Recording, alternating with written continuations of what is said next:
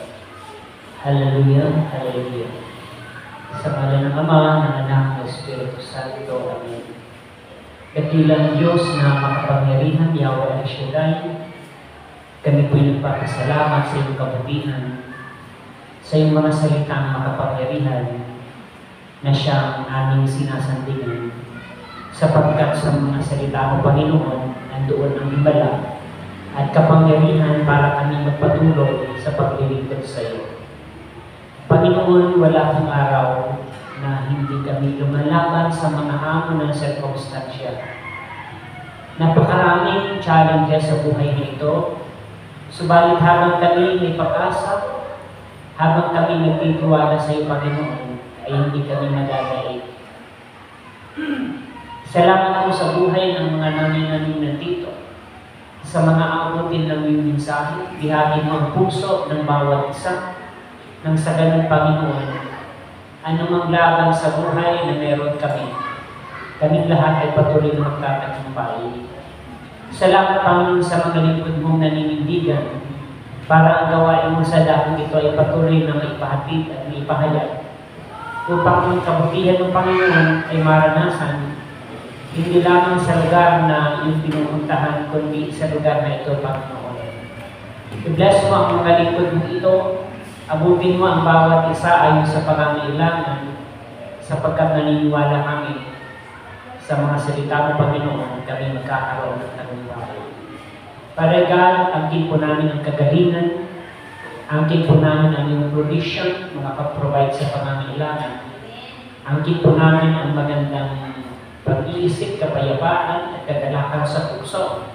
And Father God, we pray once again, muli mong panumbalikin ang mga lingkod mong nanamlay, muli mong i-restore, Panginoon, ang mga lingkod mong nawalan ng pag-asa, i-restore mo, Panginoon, ang mga lingkod mong dumadanas ng pagsubok.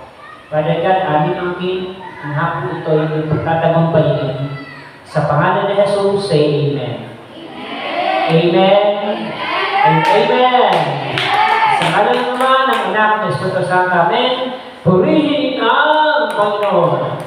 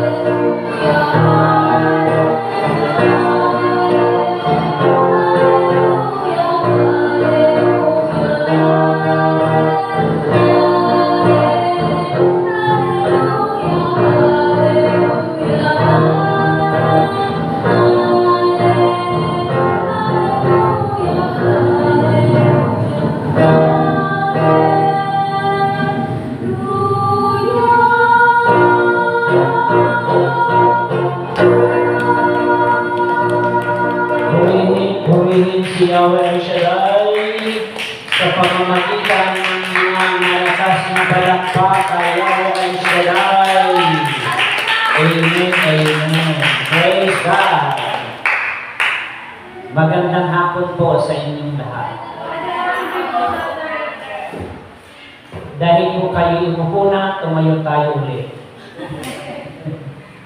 Para magbasa ng salita ng Panginoon. Amen.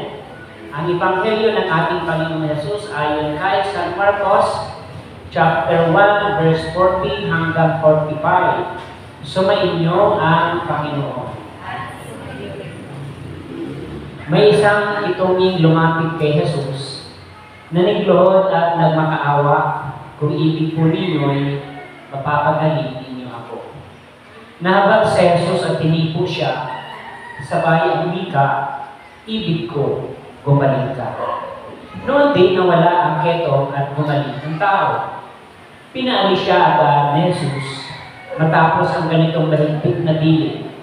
Huwag mong sasabihin ito kanino man, sa halip ay pasuri ka sa saserdote, pagkatapos maghandog ka ayon sa inutos ni Moses, upang patunayan sa mga tao na ikaw ay magaling na.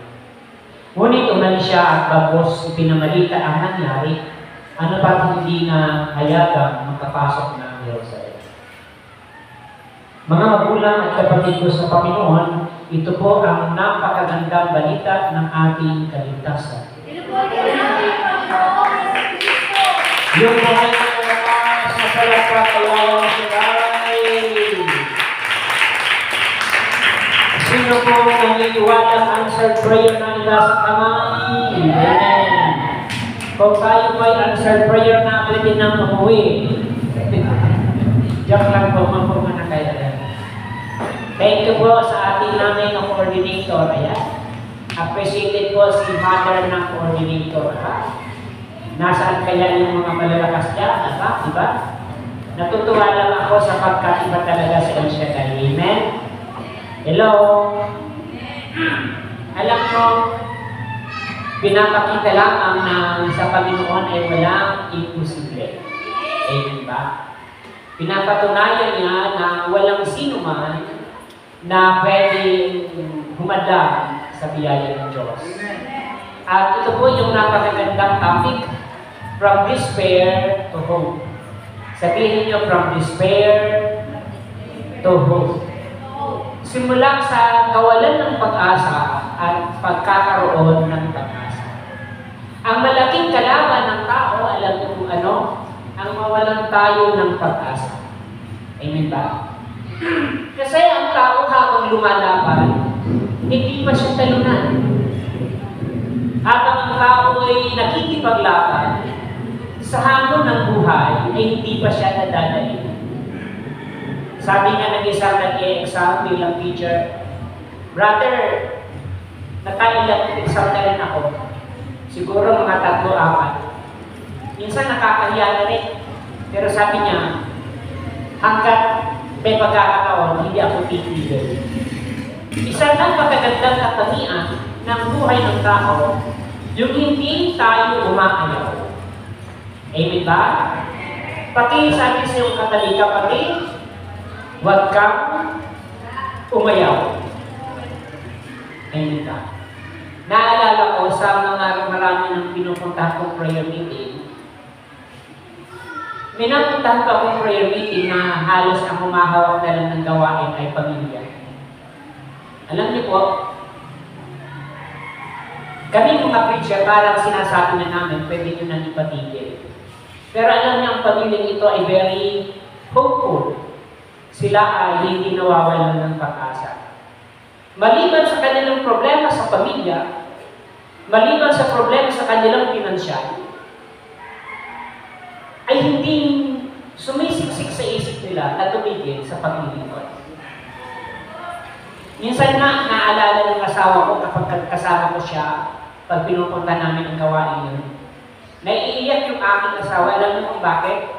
Pagkatapos ng prayer meeting, umiiyak sa akin, Brother Chito, utang mo na yung love offering mo.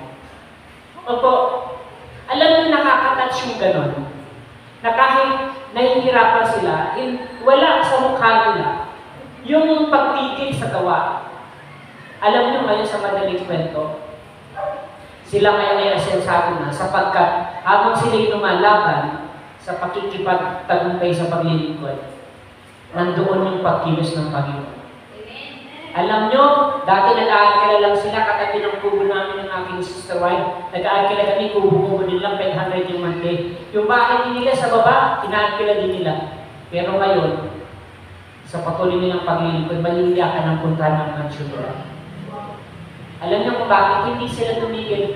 Yung mga anak nila ang ginamit para sila'y makapagbalik o makapag-restore ng kanilang buhay.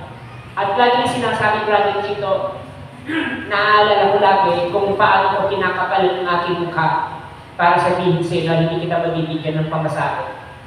Naalala ko Brother Chito na minsan, hinihintay namin bago kumain kung may tira pang pagkain ng preacher.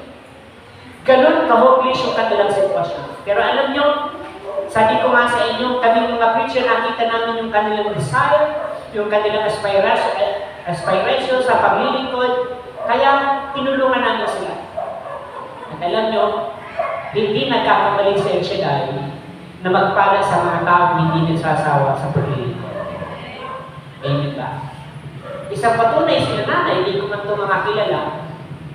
Sabi ko nga, himala talaga ng Panginoon, maraming tao dyan na malakas ang paa, mga pwede pang tumakbo, pero may mga taong pinipili ng Diyos na may kakayahan tumalima sa panawagan ng Diyos.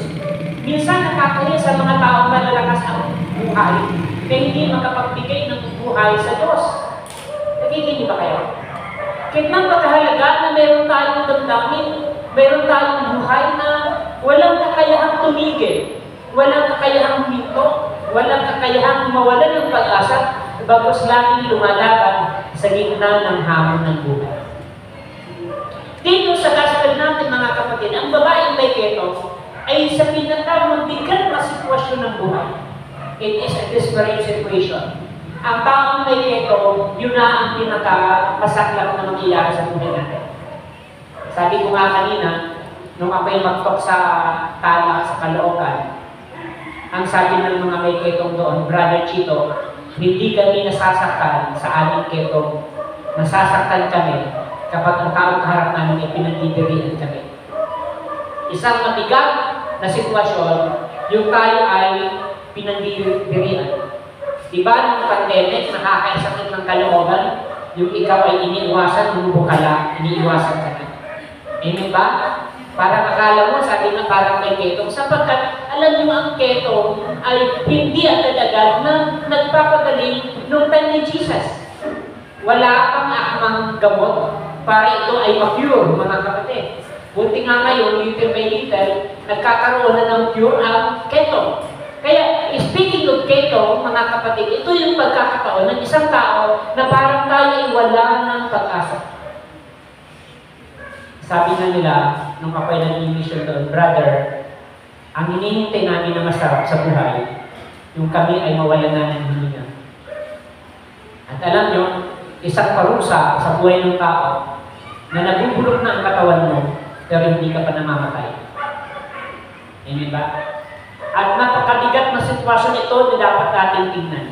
Tayo, wala man tayong keto, wala man tayong karamdaman, but sometimes we are in the darkest point of this life. Minsan nasa pinakamadilim tayong sitwasyon sa buhay. Nasa pinakamadigat tayong sitwasyon ng buhay, na kung saan halos hindi natin kakayanin ang malaking hamon ng buhay. Amen ba? Pero sa mga anak ni El Shaddai, walang lugar ang pagsuko. Sabihin mo sa iyong katabi kapatid, sa mga anak ni Yahweh, walang lugar ang pagsuko. Ako malakas lang ang loob ko na sabihin niya, pero amin ko sa inyo, madali akong lukuban ng mga problema. It so happened na ako ay preacher. Kaya nga yung tatay ko nung nabubuhay pa, ang pinilit niya mapapangasawa ko ay yung medyo malakas-lakas ang personality. Kaya malino sa ako'y nanligaw, dumadaan sa pag-filter ng tatay ko at nanay ko ang aking mapapakasawa. Sapagkat sabi niya, ihahanap ka namin with something strong personality. Kasi alam ko sa sarili ko na madali din akong madali. But thank God, sapagkat binigyan tayo ng mas makapangyarihan sa buhay natin na magbibigay ng lakas ng loob para tayo ay magkaroon ng pag-asa. Amen ba? So, wag na natin imagine or tingnan natin yung sitwasyon ng isang may keto na sinabi ko nga kanina, naghihintay na lang na mapugto ang kanilang hininga. Kaya, doon mo ma-appreciate ng bawat umaga ay biyaya ng Diyos para gumising ka. Nasa minsan nung ako ay nung mga last days ng nanay ko, naglaan ako ng panahon sa nanay ko para magbantay ng hospital, 15 days. Nag-leave ako sa preaching at nagbantay ko sa nanay ko. Alam niyo yung 15 days na yung sobrang hirap. Kahit ang tirahan ng nanay ko sa hospital ay nasa air condition, ang hirap pa yung aking kalooban. Lumabas na ako nang habang lumalabas ako, may nakausap akong isang kasama din ng pasyente. At ang kwento niya, ang kanilang kapatid na nasa hospital ay nasa ICU. At binubuhay na lang ng aparato. May oxygen, may mga nakalagay ng mga aparato sa kanya. At yung kanyang katawan ay malamig na. Sabi ng kapatid, alam mo ba bro, yung kapatid ko na yan, para mabuhay siya, ay kailangan namin ng 4,000 araw-araw. Wala na silang ibang ginawa, bantayan ng oxygen, bantayan ng aparato kung gumagalaw pa. Ikinig kayo. Isa nang nakabigat, isipin, na totoong ang buhay natin inimala ng Diyos. Ang tao, pinupursige na madagdagan ang buhay natin sa pamamagitan ng dalang pera, sa pamamagitan ng aparato, sa pamamagitan ng medical science, sa pamamagitan ng galing ng tao, pero napakalimitado pa rin ang kakayahan ng tao. Tingnan nyo, lahat ng lakas, lahat ng dulong, lahat ng pera ginagawa natin, just to sustain this life. Pero wala rin nagagawa ang tao, kahit may million siya sa buhay, para dagdagan ang buhay natin. At alam nyo, yung huminga ka, yung magbuhay ka araw-araw ay isang napakalaking himala. Hindi ba? Kaya nga, napakatotoo ng sinabi ng Panginoon, bakit ka nag-aalintana? Bakit ka nagagalit? Bakit ka nalulungkot? Kahit na isang momento ng buhay mo, hindi mo kaya dagdagan ang buhay mo. Bakit tayo natatakot? Bakit tayo nag-aalinlangan? Kung alam naman natin, hindi mo kaya dagdagan ang buhay mo sa pamamagitan ng kakayahan mo. Hindi ba?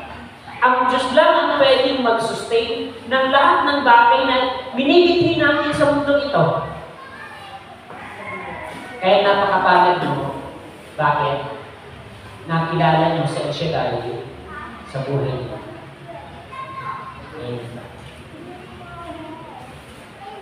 Mga kapatid, kung pag-uusapan ang pagpili ng pagsuko ay napakadali. Kung pag-uusapan ang pagsuko sa problema ay isang decision lang ay pwede mo gawin. Amen. Pero ang paglaban sa buhay ay hindi madaling ano. Kasi ang buhay ay hindi parang pelikula na sa isang oras, 2 oras, ang daming nangyayari. Amen ba? Sa isang pelikula, nangyayari 10 taon. Sa isang 2 oras na pelikula, nangyayari bata kapag napanood mo, mamaya-maya, matanda na, mamaya-maya, wala na. Ganun yung pelikula. Pero ang buhay ng tao ay hindi madali, mga kapatid. Ang buhay ng tao ay hindi madaling laban. Sapagkat kailangan mong harapin ang bawat maghapon na 24 oras. Amen ba? Napakahirap ubusin ng maghapon kung wala kang pera. Amen ba? Napakahirap ubusin ng maghapon kung wala tayong pera. Kung tayo ay may problema. Pero napakagandang tingnan na sa lahat ng pagkakataon, wala rin kwang ang ating pagsuko. Sapagkat pag sinabi mong, Lord, hindi ko na kaya, Sasabihin ka ng demonyo, sasabihin niya tama ka, sister. Amen ba? Huwag na huwag niyong hayaan na iparinig sa demonyo na ayaw mo na, sapagkat sasalubungin ka niya at sasabihin, halika na, dito na lang tayo dalawa. Amen ba?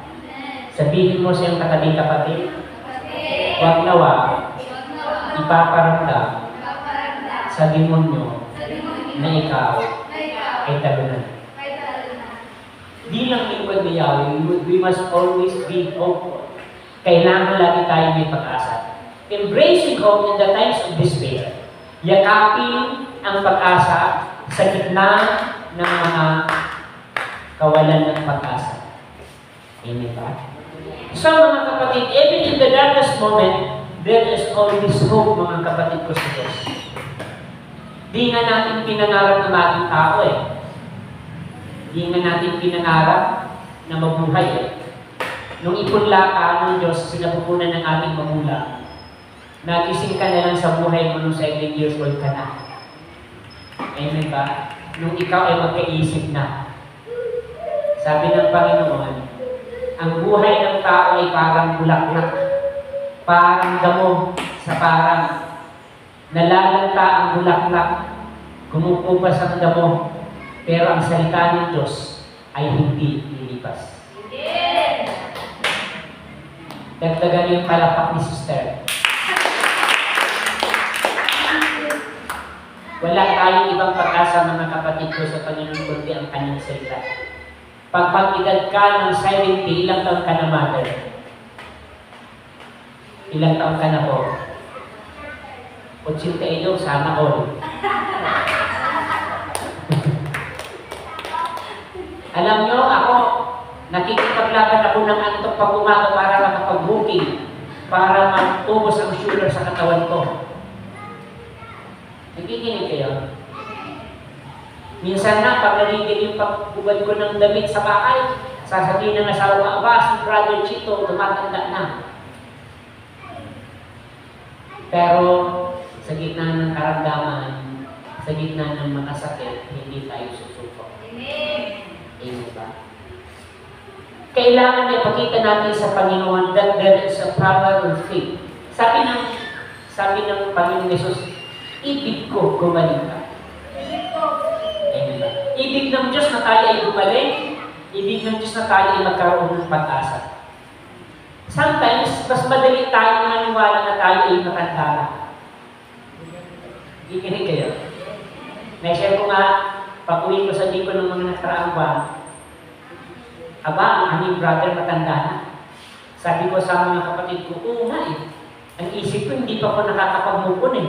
Akala ko high school pa ako eh. Sabi niya, kailan mo na-realize na matanda ka na? Nung tinatawag na akong Tatay Chito. Sabi niya, anong inaasahan mo?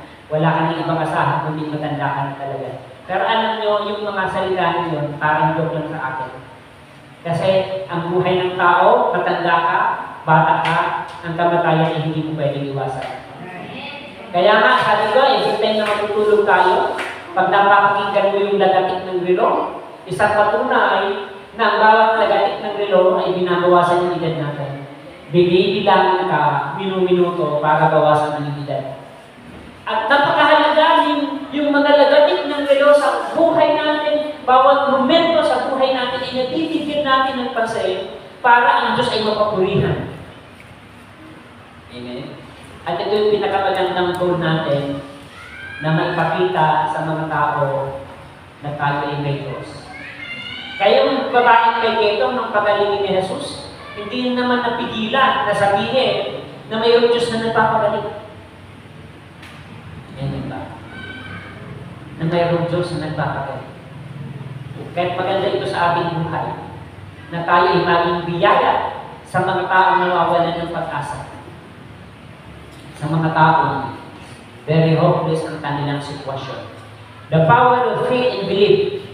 Ang mensahe ito ay nag-a-highlight ng isang may Ketong sa gitna ng kanyang karamdaman ay mayroong kakayahan ang Diyos na siya'y pagaling.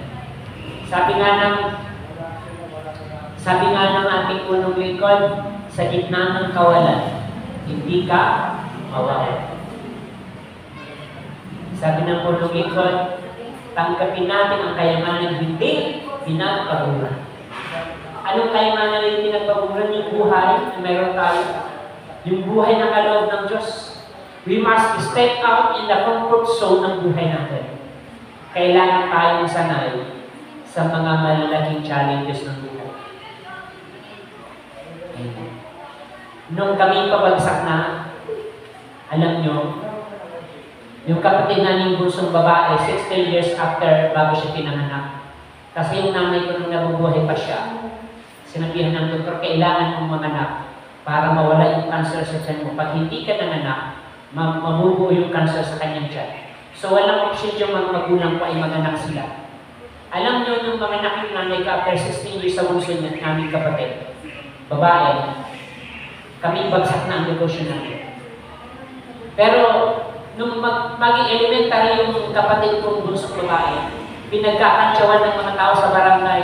Bebe, sabi ng mga tao, huwag ka nang mag-igarte, Bebe, wala na yung pera. Kinukonsya siya ng mga tao sa akin, anak, huwag ka nang mag-iyabang-iyabang ka, huwag ka nang mag-spoil, hindi na kayo mayaman.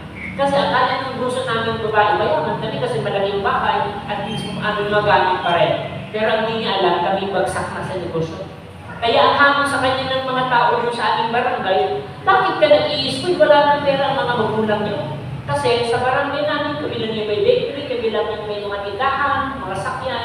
Noong time na pinanganak ng aming bunso, pinagkukutsyan ng mga tao doon, parang sinabi nila wala na kayong pag-asa.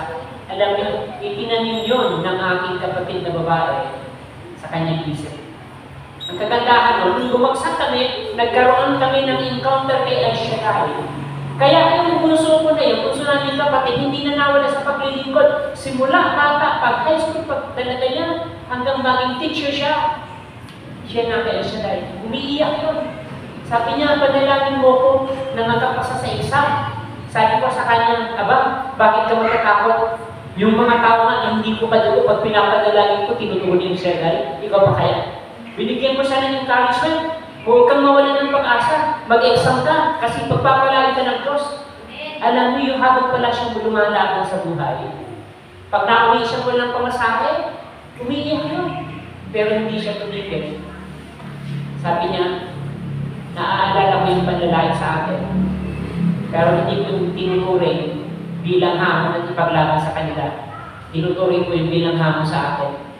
Alam niyo, sa madaling sabi, sa pagtagal ng panahon, ngayong teacher 3 na siya, hindi siya nawala sa paglilingkod.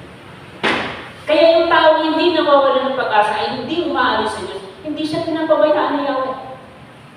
Hindi siya pinapabayaan ng Diyos sapagkat ang Diyos natin pinagpo-provide sila ng pangangailangan. Sabi nga ng nanay ko nung nabubuhay panahon, alam niyo? Nag-talk si Brother Mike, mag-drawing na daw kayo kung anong gusto niyo. Yung kapatid ko, ambisyoso, nag-drawing ng aeroplano, nag-drawing ng pera, nag-drawing ng jeep. Alam nyo, sabi ng nanay, ikaw anong i-drawing mo, mag-drawing ka na lang ng mic din sa speaker para makikipicture. Yung gusto ng nanay ko, baliwala ako, parang kung nasin ako, drawing din ng speaker sa kamay. Nangyari talaga Yung kapatid ko, alam nyo, pinagpala ng Diyos.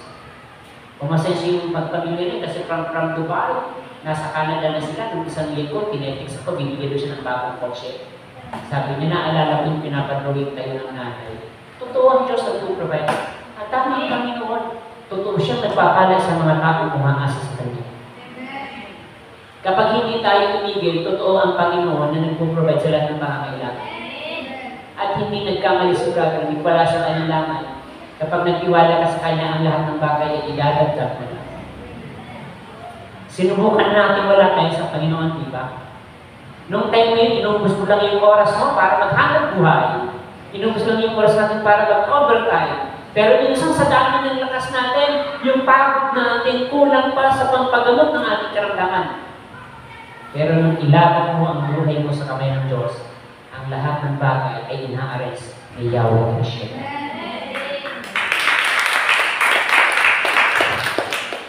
Kaya yung mga batang kung wife at iyang tumigil sa paglilingkod, gaganda ang buhay nila. Amen! Pero pag tumigil sila, bahala na kayo. Alam niyo, hindi ko naman yung sinabi para ako ang manahas. Sa dami ng aking pinuntahan na probinsya, wala kang nagsabi sa akin, Brother Chito, sinungaling yung Diyos mo. Aba, ang aking Diyos na dala ay buhay. Pag sinabihan mo ko, Brother Chito, sinungaling ka, pwede kong tanggapin. Kasi nakakapagsinungaling ako. Pero pag sinabihan mo ko na, Brother Chito, sinungaling ang Isyo tayo, aba, may kalalagyan ka. Sapagkat ang aking Diyos na dala-dala ay magbibigay ng pag-asa sa mga taong umaasa. Napakarami ng ebidensya na ginawa ang Panginoon. Napakarami niya ng himala na binigay ang Diyos. Sapagkat siya ay totoo sa lahat ng pagkakataon. Sabi ko nga dito sa gawain, walang Lunes, walang Martes, walang Miyerkules, walang Biyernes, walang Sabado na walang gawain. Pagpili ka ng araw kung saan ka mag-aaten. And you are blessed kasi sa lugar na ito may gawain si El Shaddai.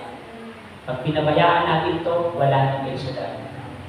Pero ang mahalaga, may mga taong naninindigan at ang Diyos ay hindi tumitigil para maghanap ng manindigan sa gawain ng Diyos. Amen ba? Seeking and restoration coming from God alone. Seeking healing and restoration coming from God alone. Wala kang ibang hahanapin. Wala kang ibang pupuntahan. Kundi si Yahweh ay siya. Sabi ko nga lagi, pag naiinip na ako sa buhay ko, pag naiinip na ako, sabi ko, uwi na tayo ng Bicol. Sabi ko sa asawa ko, uwi na tayo ng Bicol. Makakapagod dito, ang daming traffic, ang ingay. Sabi niya, nakasampung taon ka na dito sa pag-mission, kayo ka pa aayaw. And life would be meaningful if we do everything according to God's will. Walang ibang pinakamasayang tao kundi nagaganap ang kalooban ng Diyos sa buhay. Magmasid kayo sa palibot-libot. Maraming taong abala, maraming taong pagod na pagod. Pero ang buhay natin, mayaman, mahirap, mapera, ito ay 24 oras lang naman tayo. Mahalaga sa bawat 24 oras, masaya, may lakas, at may kagalakan sa Diyos. Sabi ng Bible, what good is for a man to be in the world, yet he forfeit his soul. Ano daw ang mapapala ng isang tao? Nakakataniman ng buong sanlibutan kung ang kapalit nito ang kanyang. So mga kapatid, magulang ko sa Panginoon, lagi natin ilagay habang may hinga, habang may buhay, kay El Shaddai natin bibigay. Mapagpalang hapon sa inyo.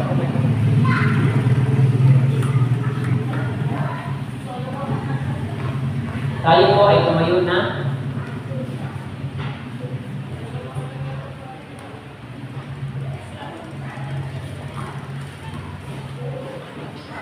Ilagay natin ang ating kamay sa tapat ng ating puso at idulog natin ang ating buhay sa Panginoon.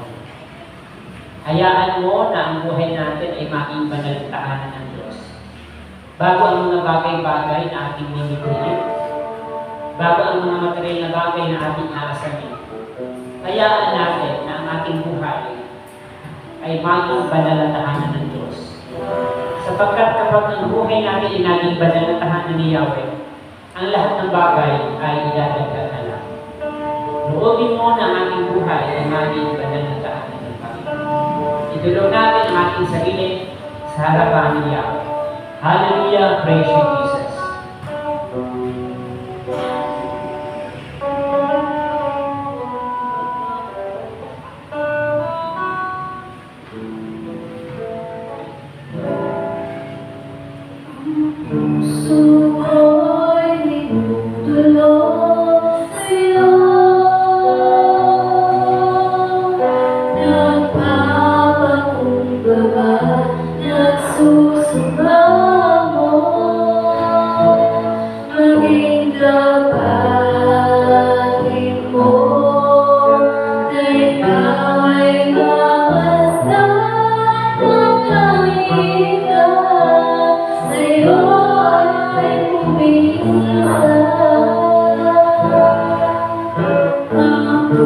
Suko'y